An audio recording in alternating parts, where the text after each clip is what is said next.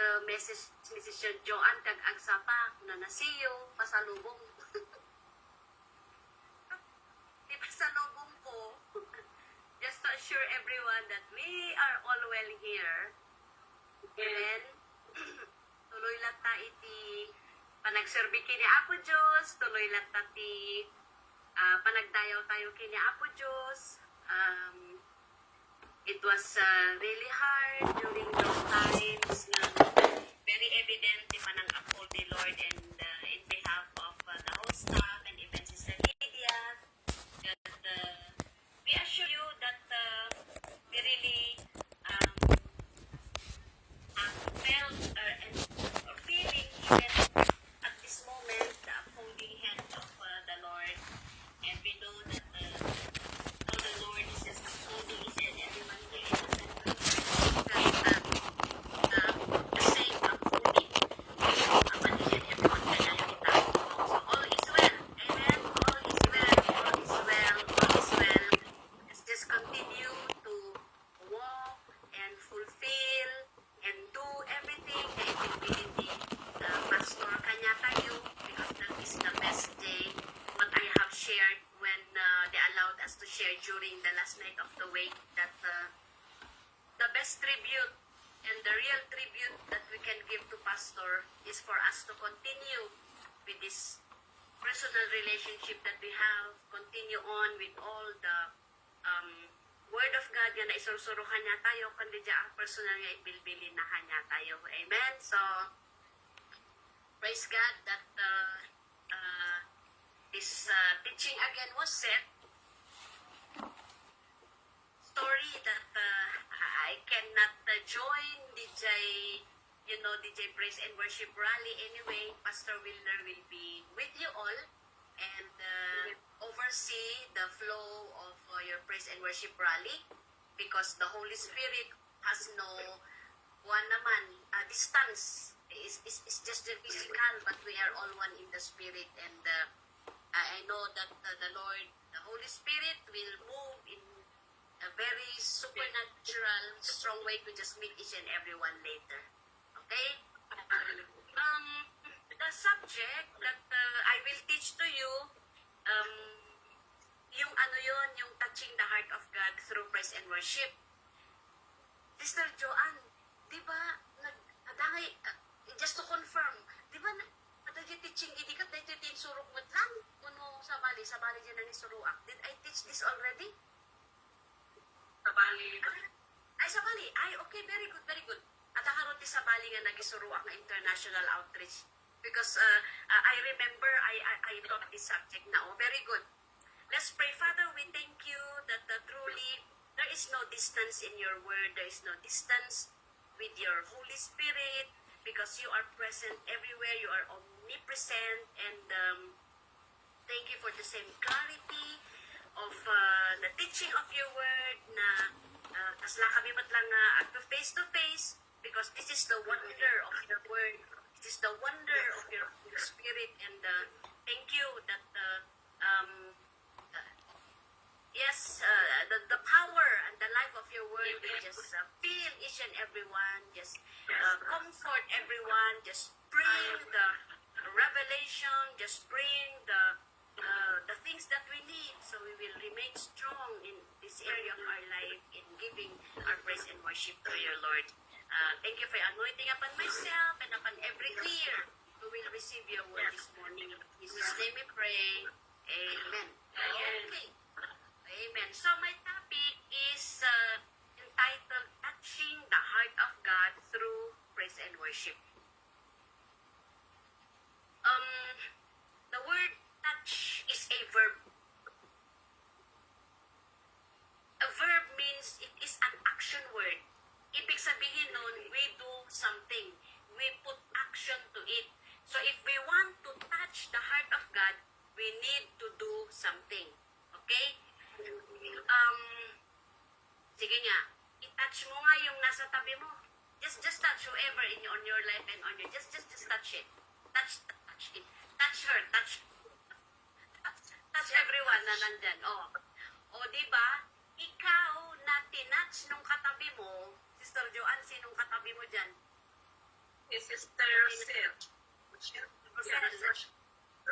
Joseph. Oh, Sir Rosel, nung tinatch ka ni Sister Joanne, may na-feel ka ba?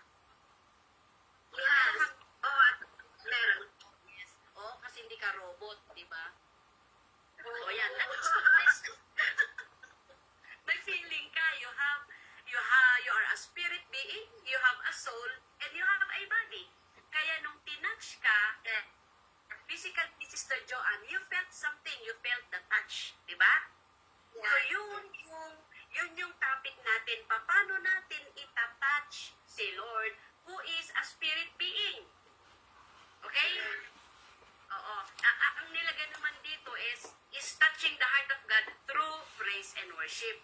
But sometimes, di ba, meron yung mga situations na, ala, praise and worship naman ako, pero bakit wala akong na-feel? Parang hindi ko na-touch si Lord. Kasi nga, of course, even our praise and worship, we do that by faith. But, hindi ba pwedeng na every time I praise and worship, I can feel or I sense in my spirit that I was able to touch God. That's a very good prayer, which should be. Kasi tayo nga, nandito sa flesh, and we have this soul na nasusway-sway na konti lang na narinig, medyo na-move na naman yung faith, may narinig tayong, may binalit dito sa Pilipinas, nasaktan na naman tayo, ganon. It's okay na, that is how we are, that is how we are created. Kaya, kung pwede nga, our prayer and our goal is that every time we praise and worship the Lord, ang heart natin doon is that still we were able to touch the heart of God and that He felt that, okay? And whenever kasi na-touch natin si Lord, magre-respond si Lord Di ba, kahit sinabi ko sa inyo, I-instructed you to touch yung nasa tabi mo.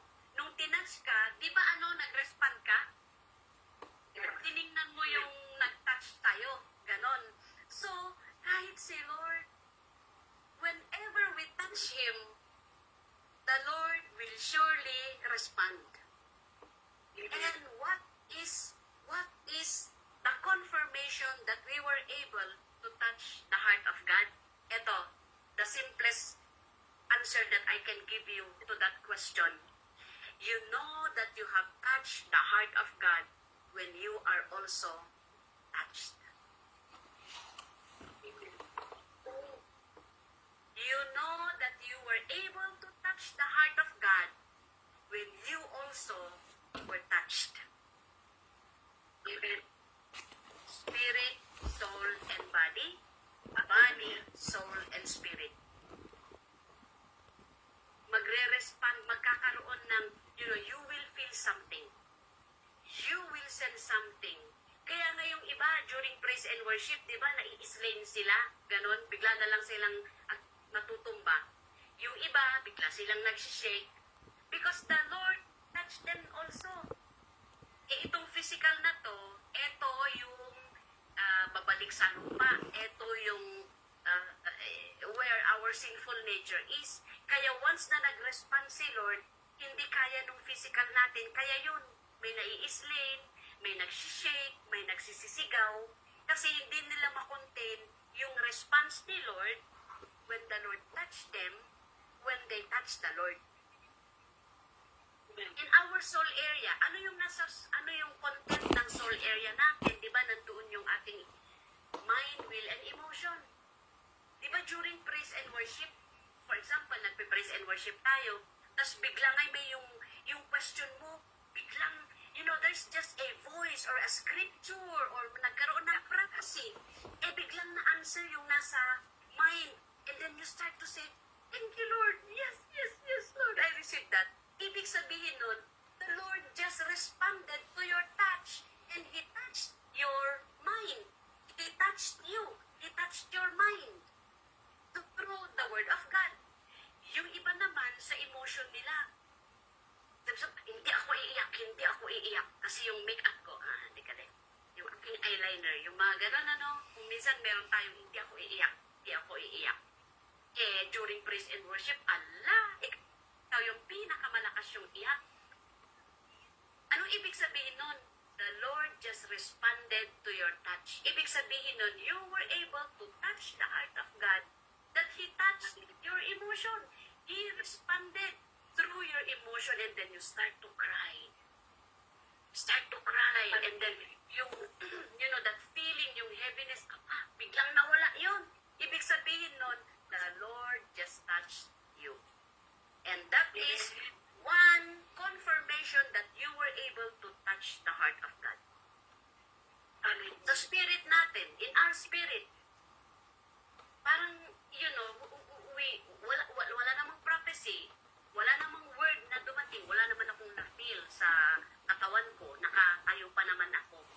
But in your spirit, there is such a kind of peace, overwhelming peace, na nag-reign doon sa heart mo, doon sa spirit mo, na you just know everything will be alright. Wala kang na-feel sa katawan. Walang word. But in your spirit, just there's this kind of peace and a touch and a kind of yung feeling ba na you just know everything will be alright. You know what happened there? You know what happened there?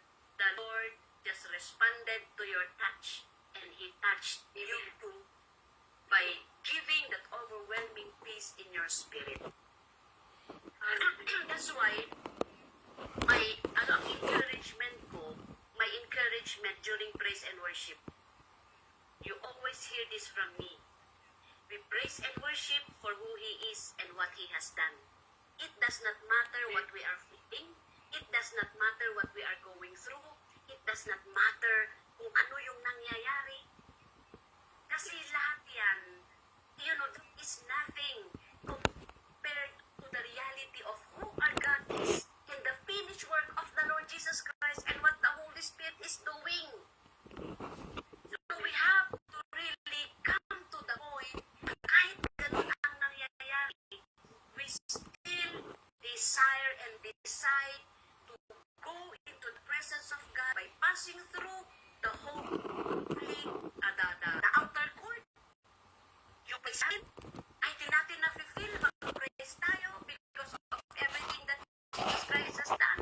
And who are the keys? That's why we're doing it. And after that, we have to do the holy list where we start to worship the Lord. It does not matter if I feel like worshiping kasi may problema ako. All these things that are going through, it does not matter because it will not change the reality of who our God is. He is still the Alpha and the Omega, the King of Kings, the miracle-working God, the Waymaker, the one who loves us so much and gave His Son, the Lord Jesus Christ for us. It does not change His love for us. So even if I do not feel like worshiping, I will worship. I will pass through the Holy of Holies so that I will be able to enter into the most holy place and worship the Lord in spirit and in truth. Remember that the Holy of Holies is where the Ark of the Covenant is, na nagre-represent doon sa heart ni Lord. When we talk about heart, hindi physical yun, okay? Because God is a spirit being. When we talk about the heart of God, it means it's not physical heart because God is a spirit being, nandun sa John 4:24 yun. But we are talking about His manifested presence. We talk about His tangible presence. When we talk about the heart of God, it is the essence of who He is. His desire, His will, His purposes, Him being yung ating Father. I remember Pastor Mike, he always calls Father God, Abba Father, when he prays. He lifts up his hands and looks towards heaven and say, Abba Father. That is the heart of God. That includes the heart of God. So hindi physical yun. When we talk about touching the heart of God through praise and worship, it is touching the presence of God, being able to enter into His very presence where He can really reach out to us and touch us also. Kayo nandiyan kayo sa Hong Kong, nandito ako, nagsusum tayo, ano? So however I desire to touch you all,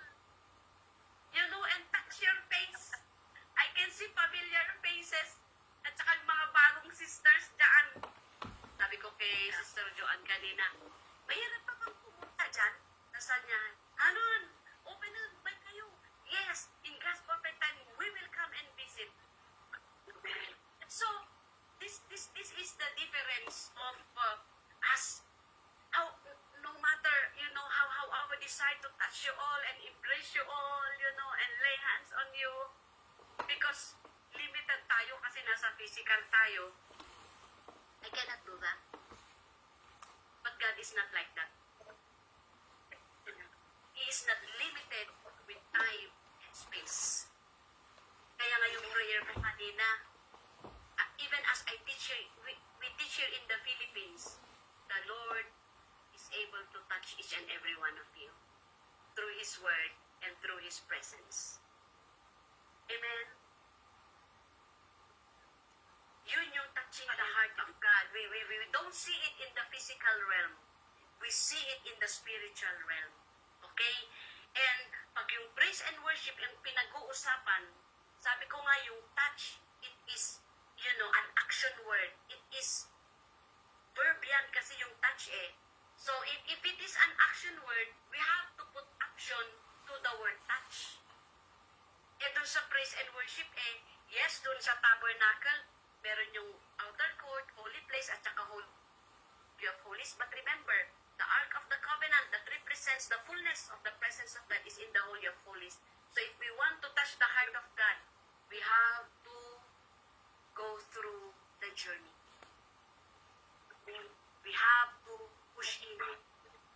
And I always, you always hear me say this, do not stop until you sense something in your body or in your soul or in your spirit. Because sabi ko nga, the confirmation that you were able to touch the heart of God is you will feel His touch as His response to your touch. And God is faithful.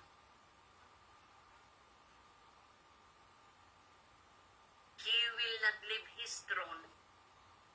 Nasasabihin niya, ay sorry, pumunta ka pala sa trono ko. Sorry may inaasikaso kasi ako sa Ukraine. May war sa Ukraine, kawawa naman sila. Kaya sorry nung pumunta ka doon sa presence ko, wala ako. God is God. All of these things is in His hands. Nandun lang sa kamay ni Lord. So, anytime and anywhere, when we push and decide to go into His presence, He will always be there waiting for us. Amen? It's just a matter of us entering into His presence. Kasi, there is a level of touch yung pag-touch natin kay Lord. We have to understand that when we are in the outer court, di ba praise yun? And mostly yung ating body ang nag-express ng ating praise and worship kay Lord. Ang talagang, active, the touching the heart of God or His presence is yung physical. And right there, when we are in the outer court and we're starting to touch, nag-journey tayo towards yung fullness ng presence na niya, kasi nagre-respond na si Lord doon. Kaya nga, di ba nasi-sense nyo pag nagpipraise tayo, mas nakamasadsadot ngayon, no, first? Di ba? Parang pinipilit mo talaga by faith. Pero, there is a level doon sa outer court na yun na biglang pumutok na lang yung loob mo. Tapos ikaw na yung pinakamalakas mong sigaw. Tapos yung katabi mo, pumupunta na sa gilid kasi talagang yung kamay mo, gumaganyan-ganyan na. Because, the Lord started to touch you and then you responded. Kasi as we go deeper and higher and wider in our expression. So, when we are in the Holy of Holies, mostly naman na nag-express doon is our soul and area, and we need to let out the things in our soul, yung mga iniisip natin, yung mga decisions, yung ating emotions na, so many things that are placed, and we have to release that in our worship. And then mag-start na naman na mag-respond si Lord. But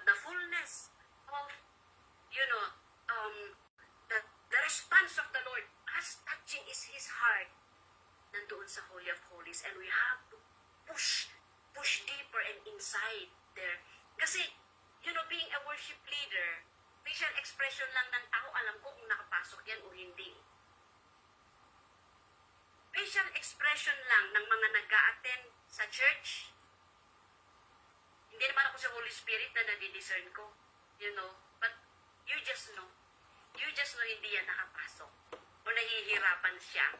And so, what I do is just I encourage them as I lead. Come on, enter. Let's all enter. Let's worship some more. Come on, let's go deeper. And then, makita mo, magre-respond na yan. Pero yung talagang, meron din yung iba talaga kasi siguro hindi sila ready or first time niya sigurong magpunta. We do our part, but believing that as they continue, they will really be able to see the place where they can really touch the very heart of God na hindi ka nag-i-imagine. You just know you are in the presence of God. Yes. Amen? Doon sa may Revelation, kasi can we just open our Bibles in the book of Revelation? Revelation chapter 4, yung scripture na binigay, I do not know if you you read that already. Pero sabi, I use this to exhort praise and worship when I lead. Dito sa verse 9, let's just read hanggang sa verse 11. Whenever the living creatures give glory, honor, and thanks to Him who sits on the throne and who lives forever and ever, the 24 elders fall down before Him who sits on the throne and worship Him who lives forever and ever. They lay their crowns before the throne and say, You are worthy, our Lord and God, to receive glory and honor and power, for you created all things, and by your will they were created and have their being. Who wrote the book of Revelation is the Apostle John when he was exiled in the island ng Patmos niya. In exile siya doon. And there, the Lord revealed Himself to the Apostle John. Siya ang nagsulat ng the book of Revelation. Revelations, things that will come in the future. Kaya, in the book of Revelation, the Lord already showed the Apostle John a glimpse of heaven, or how heaven looks like in the future. Okay? Future ito. Kaya, tayo, if we want to see something in the future, read the book of Revelation. Because some of the things that the Lord showed to the Apostle John in the book of Revelation happened already and is still happening and will still happen. Pero tayo, itong dispensation ng time na ito, some of the things that the Lord showed to the Apostle John in the island of Patmos, at sinulat ni Apostle John, it is already happening. We are in the middle of it. We're in the middle of it. Kaya talagang totoo ang Panginoon. Totoo ang heaven. Okay? So, this is one of the picture ng heaven. This is where the Lord showed the Apostle John a glimpse of heaven and the throne of God. And what did the Apostle John saw as part of heaven? It is a place of eternal, continuous praise and worship. Amen.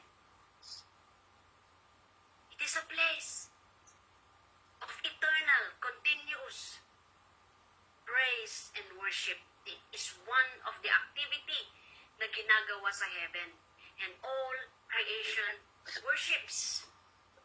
Ito, yung living creatures kasi, doon sa topic ko, yung tinitish ko na praise and worship, living creatures are angels. Living creatures, John saw, angels, living creatures giving glory, honor, and thanks to the one who sits on the throne and who lives forever and ever. The one whom we are trying to touch through praise and worship dito sa earth.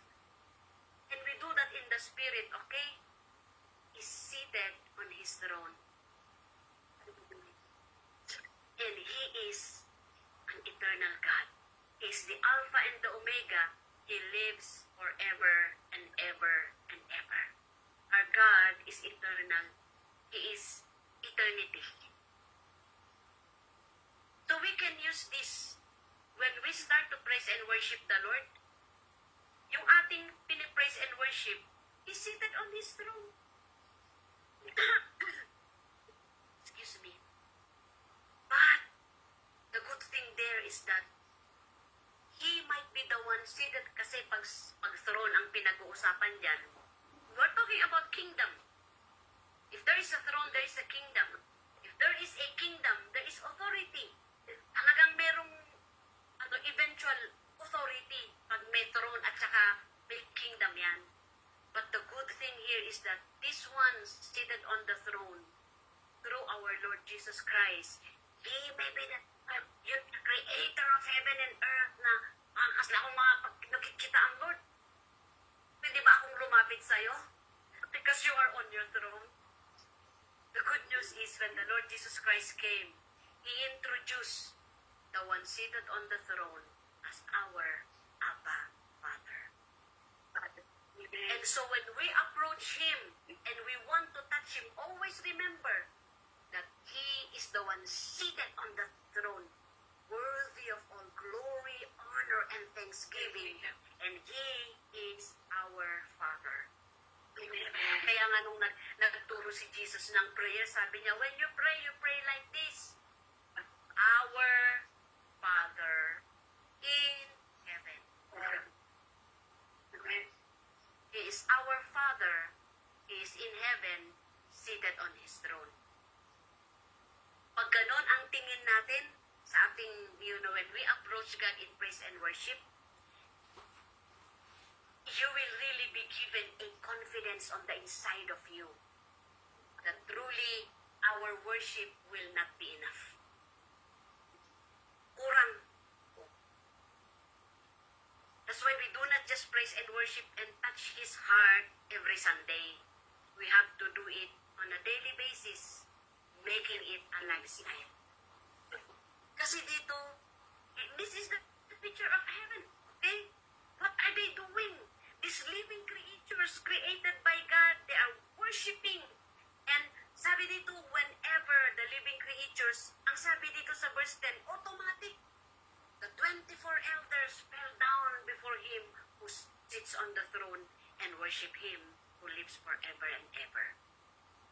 Hindi ako masyado sa Revelation but these 24 elders, kasi sabi dito, they lay their crowns before the throne and say, crown kasi speaks of authority. So, ibig sabihin ditong 24 elders na ito, these are people of renown. These are rulers. Kasang diyan niya, the worthiness of God. It even takes the 24 elders to remove their crowns. Crowns represents achievement. Yung mga kinungker, the things that they did. The worthiness of the one seated on the throne. Kulang pa yung boses, tatanggalin pa yung crown, and they will lay it before Him. And this one seated on the throne is our Father. Hallelujah. Praise the Lord. That we just don't look at Him seated on the throne. We can touch His heart. Heart speaks of the innermost being of a creation. Pag may ako nabibless ako sa isang tao, sasabihin ko sa kanya. And when I see that, yung ginagawa niya something beautiful. Pag nag-minister yan, it is just all out. Walang reklamo. When I approach them and just want to bless them, I tell them, God bless you. You have a beautiful heart. You protect your beautiful heart. Why? Because everything that we see on the outside comes from the heart. Yes. If a person have a very beautiful heart, lalabas yan. The speech will be beautiful, the action will be beautiful. Yun yung ating tinatouch. We are not just touching, the outer, we are not just looking at the throne, we're not just touching the throne, or the authority, or yung kanyang pagka-king, ganon. But what we are Christ, presenting the Father, God, the one seated on the throne as a Father, is yung kanyang character. Yung loob niya. Ngay, kasi pag titignan lang natin si Lord, yung pagka-Lord niya at saka pagka-God niya, ay wala. May intimidate talaga tayo. And if you will just see at His holiness, awa na, the condemnation will just continue to rise up. But praise God that most of all, with the authority and the holiness of God, is His love, His mercy, and His grace. The very reason why He sent the Lord Jesus Christ, di ba sa John 3:16, sabi, for God so loved the world. Hindi niya sinabi na for God so holy sent Jesus Christ. Hindi yun yung rason. Hindi yung pagka-Diyos niya kung bakit niya sinend si Jesus. The reason why He sent Jesus to become our Savior and for us to be able to have access into His throne and touch His heart and really see Him is because of His love. And let this be an encouragement for all of us. That yes, we approach Him. Talagang isugarod nga ko ngay, multay talaga pag nag-praise and worship tayo. That's why there are not enough songs. Naglaw ba? Yung pambansang awit, iisa lang eh. Hindi na pinalitan yan. Di ba yung Magiliw, nung bata pa ako, yun lang ngayon. But kay Lord, there will never be enough songs to compose, to be sung for our God. Kasi it's so big and so great. But it's enough for Him. It's enough for Him. Because He knows who He is. Even if we do not praise and worship Him, it does not matter. He is still God. Still the Alpha and the Omega. But what He wants us to experience while living here on earth is to experience who He is. To be able to touch Him and experience the fullness of who He is by touching His heart. Verse 11, ito ang kinanta nila nung 24 elders. You are worthy, our Lord and God, to receive glory and honor and power. Oo nga pala. For you created all things, and by your will they were created and have their being. Yung King James Version kasi, yun yung binasa ko kaninang umaga, it is for His pleasure. It is for your pleasure that you created all things. Sabi doon sa King James Version. Ibig sabihin nun, talagang ginagawa ni Jesus the Christ Lord noong created us they for have His decided to pleasure. follow Jesus Christ. So Not Jesus to rule when over these men us, decided not to to follow control Jesus us, Christ, their but lives for have been us to give changed. Him pleasure. Ano ba ang pleasure? Something that gives joy. Change sa buhay nila. Something that, sabi sa Ilocano, Jay, makarag-ragsakan.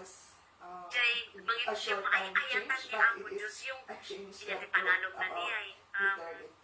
Sino ba di Tagalog dito? Sabihin nyo nga sa kanya yung Tagalog. Whatever our personality or Ang our ganda ni background, if we makarag-ragsakan ni come Apo to Diyos. know Jesus Christ, That is the reason why we were personally meet Him kagalakan. and accept Him Oo. as our personality. The Lord has and created follow us, Him as all our of His Lord. creatures. He will also use The our Lord lives created for His eternal all purpose. things So, for His He will pleasure. Sabi doon sa King fulfill James His Version. plans and His purpose So, in our lives even as the we Lord desires that we commit truly to, come into His presence and follow touch His Him. heart. So when we Because give it our lives gives to the Him Lord Jesus pleasure. Christ, like these 5 men who It met gives Him, Him pleasure. their lives He have doesn't need been used anything. Everything significantly. came from So, Him. that will also happen to What us He is if asking we is for us to decide come into His to follow presence the Lord and Jesus touch Christ. His heart in our He praise and can worship. use our life, And that gives whatever He wants, pleasure. what He purposes Amen. in us for the furtherance of Thank His you, Jesus. kingdom here on Thank earth. you, Jesus. Thank you, Jesus. Touching the heart of God through praise and worship. You know, we touch the heart of God kasi So, as long nakapokus tayo as sa praise we and worship. make ourselves Kasi available marami pa naman marriage, we have as so long many as we allow reasons, Him to use ways us, how we can touch and the heart of God. Yung grow prayer in Him natin, in our that's personal one thing. relationship with Him. We can touch the heart of God. Our lives You know, we will really be have to come changed to the for point, eternity lalo na nga, also. matagal na tayong Kristiyano, at saka, natitagal-tagal na ng church age. We should come to the point na, when you just speak the name of Jesus, something happens on the inside of you. When you say, Father, Ba't nawala? Father. Dahil nga, parang may kumukurot na sa loob. Ibig sabihin nun, even narinig naman the ninyo yung mention sinabi of ko, the no? name of our Lord and God, nagre-respond ka agad yung heart natin. We have to come to that point. In our prayer, it should be like that. Even when when we read the Word, we can touch the heart of God when we start to read His Word. Because we are listening to Him. We are communing with Him while reading His Word. And then we talk to Him, Lord, anong ibig sabihin nito? That is touching also the heart of God.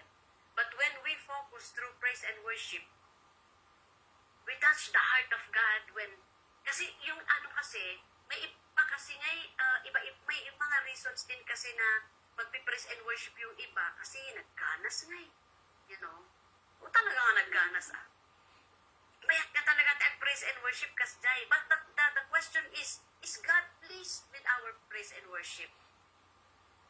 Kaya tayo, pag yung mga worship leader dyan na kagaya ko, pag gumagawa tayo ng line-up, our question is, Lord, will this song give pleasure to you? Will we be able to express our worship to you as a congregation? Nga, uy, dahito ata barbaro. Uy, dahito ata siya yung unang agikwan. Ako ang unang mag-i-introduce. Ito yung fad, Ito yung ngayon, kinakanta ng Universal Church. We have to be prayerful when we make our line-up. Our question should be, Lord, will this give pleasure to you? Will it catch the heart of the congregation so that they will be able to touch your heart?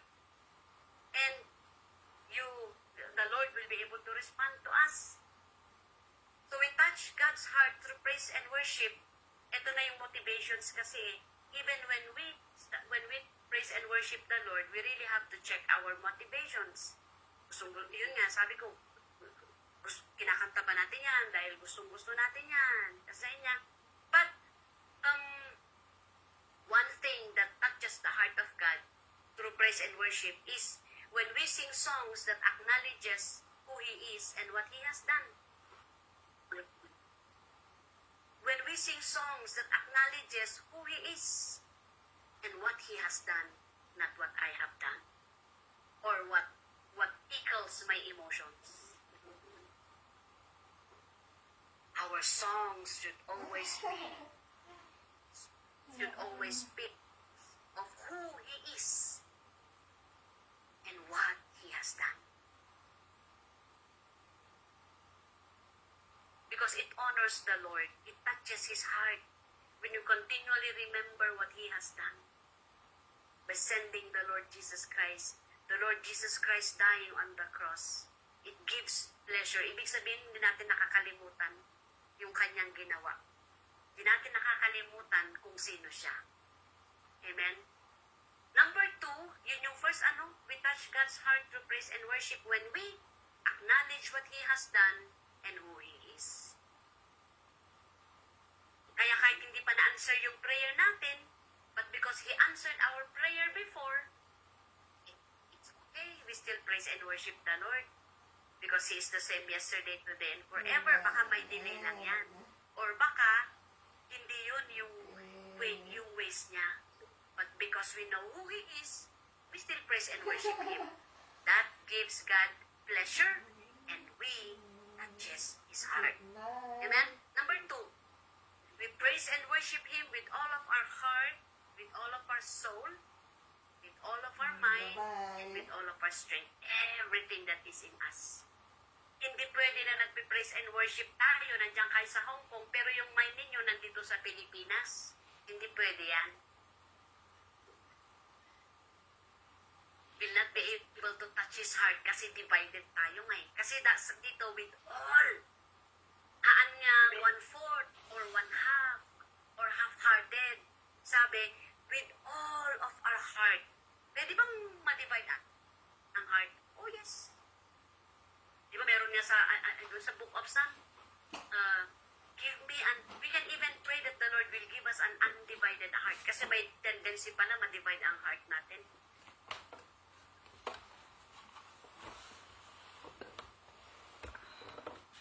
So when we want to touch the heart of God, we should praise and worship Him with all of our heart, with all of our soul, with all of our emotions, our will, our mind, our strength. Strength speaks of the physical side of our being. Kaya pag sinabing, lift up your hands, clap, jump, jump, dance, dance. Walang limit yan. Because, this physical body should always be a living sacrifice. You know our difference with yung mga sacrifices sa Old Testament? Bago may sacrifice yung animal, pinapatay yan. Tsaka ino-offer. Tayo, because the Lord Jesus Christ did that already, huwag naman tayong pumunta sa church na para tayong death sacrifice. Alam mo yung death sacrifice, hindi man lang mag-clap, hindi man lang magtaas ng kamay, hindi man lang cry, hindi man lang mag-move. That is a death sacrifice. Do not go to the church and become a death sacrifice. The Romans sabi, we give ourselves as a living sacrifice. Amen. We bow. We praise and worship the Lord with all of our strength. Because when we do that, it touches the heart of God. Can you say amen? Amen. Lakas mo na aray ko. Good. Hallelujah. We can see that in Mark 12:3. That is the first and the greatest commandment. It's even a command. Pag command, we have to do it.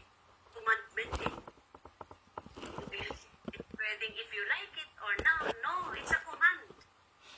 And that is the first and the greatest commandment. And the second is yun na, you love your neighbor as you love yourself. In this, sabi ni Jesus, hang the law of the prophets. Lahat-lahat na, nandyan lahat. Pag ginawa natin yan, fulfilled na yung 10 Commandments. Hindi nga sinortcut ni Jesus. Because if you love your neighbor, you will not talk against her. And that is the second commandment. If we love the Lord, we will not make another idol. God first always. Second si outing. Una palagi si Lord. And that touches the heart of God when we put God first always. Mark 12:13. And with all of our heart, with all of our soul, with all of our mind, with all of our strength, all of that put together. Hallelujah. You can touch the heart of God. Acts 20 verses 4. Basahin nyo na lang ha. Dito gamin jay command nga, baga na kayo, I am a jealous God, so do not make an idol. Kasi sa Exodus 20 verses 4 to 5. Pakibasa nyo na lang yan. At saka, Exodus 34:14, do not worship any other God. Yung nilagay dito nga, do not worship any other God, is small g, kahit na nga sa uwan, there are really gods here on earth. And do not worship any other God. For the Lord, whose name is jealous, is a jealous God. Isang pangalan pala ni Lord, jealous. Tignan nyo sa Exodus 34:14. Yung word pa na jealous, capital J. So it means, it's a name. It's a jealous God. Every one of us have experienced this emotion of jealousy, di ba? So ba? Siyak lang.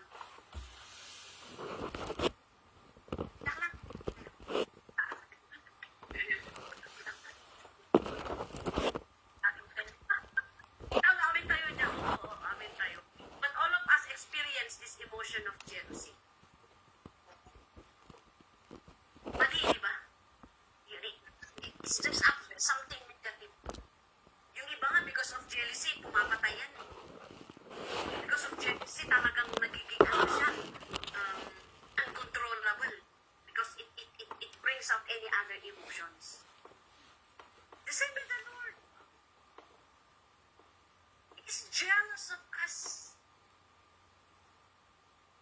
He wants us to be His and His alone.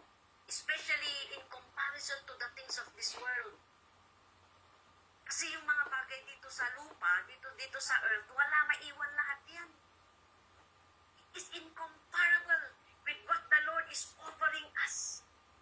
The kind of response that He will give to us when we will touch His heart by praising Him with all of our heart, with all of our soul, with all of our mind, and with all of our strength.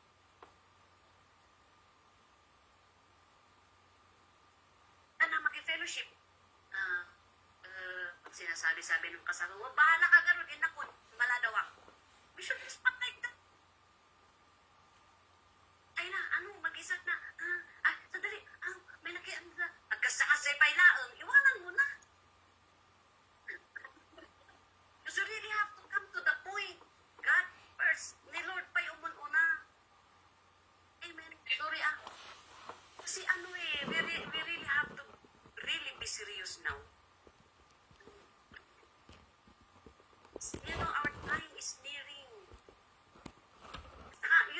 Especially, amutay mo what happened to Pastor, and he went ahead na to heaven. Kaslangay nga. Parang feeling ko nasa batihoy lang siya eh. But the reality is, he's already in heaven. But, kung pwede extend, gusto. Kung naman, pwede kayo dyan, batihoy, basta ataka, sige si Bibian, buhay ka, kasi kung pwede nga lang eh, pero hindi pwede. We cannot say no. Pag sabi ni Lord, halika na, your work is done, you come na. This is where we are all going. That's why the Lord is so jealous of us. He does not want us to be involved with any other relationships. Idolatry, siyempre hindi ko sinasabi, ay ganun, sige, maghiwalay na kami ni asawa mo. Hindi, sa maanga di ay. The things that we put, kasi nga lahat pati yan ng other relationship, it comes second lahat yan eh. Si Lord dapat talaga, that's why He is so jealous of us, because He wants us to be with Him forever and ever and ever. Why He is so jealous of us? Because He knows what He is stored for us in heaven. Alam niya yung prepare niya sa atin. That's why He is so jealous of us. While we are living here on earth, we love Him and worship Him with all of our heart, with all of our soul, with all of our mind, and with all of our strength. Of course, there are these responsibilities that we do here on earth, but do not attach yourself too much to the things here on earth. It will be hard for you to let go. Pag may mga bagay na hirapan tayong i-let go, ibig sabihin nun na-attach na tayo too much sa mga bagay na yan. We should attach ourselves to eternal things and attach ourselves to our Maker, who is a jealous God. A kind of jealousy because He loves us so much. He wants us to be with Him in eternity. So let's all be encouraged. Amen.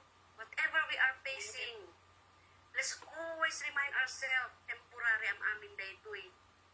We had a home sale last Saturday.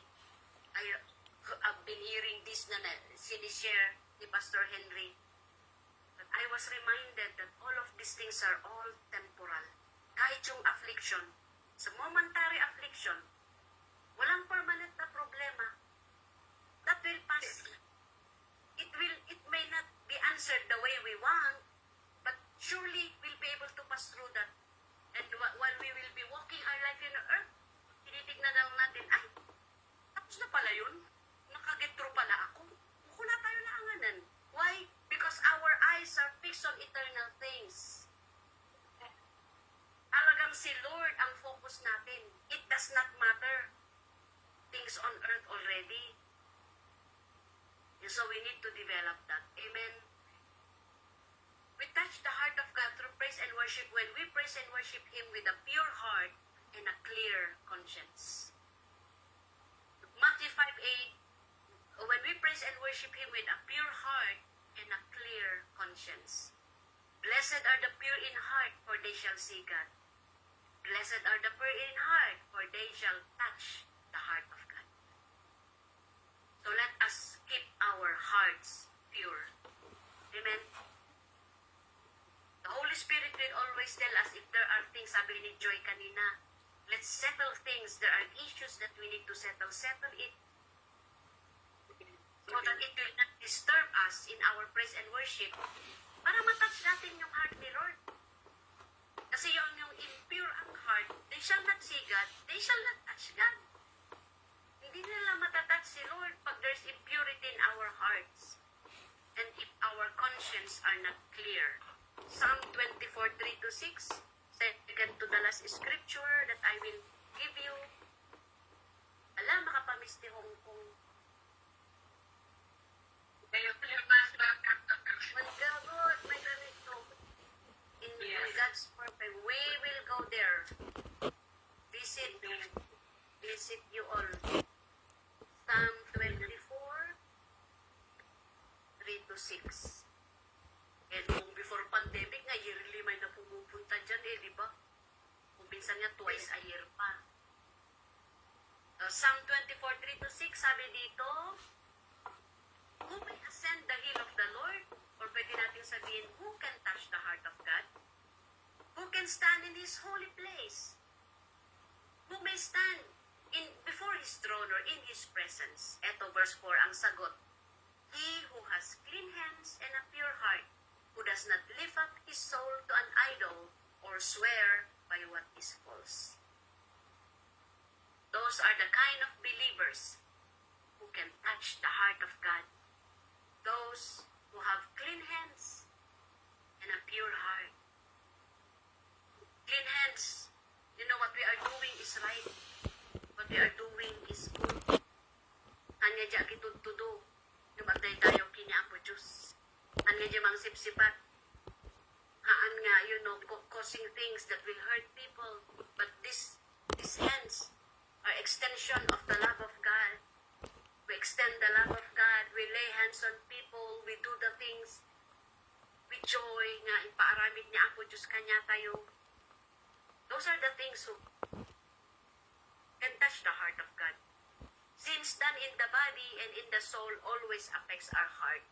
So, whenever nga umaydid jay, 1 John 1:9, we just confess our sins. Confess our sins to one another. The Lord is faithful and just to forgive us and cleanse us from all unrighteousness. Know that when we praise and worship the Lord, we are able to touch His heart because especially at these times, more than ever, what we need is a touch from God. More than ever, what we need now is a touch from God. And the hand of God, kakasday, He is just ready. So all we need to do is approach Him, come before His presence, touch His heart, and He will respond. DJ nga, ay ayat na matlang, i-extend na matlang DJ nga, His hand of blessing upon us. Diba meron tayong kanta, the Lord's right hand has done mighty things for us. The Lord's right hand is lifted high.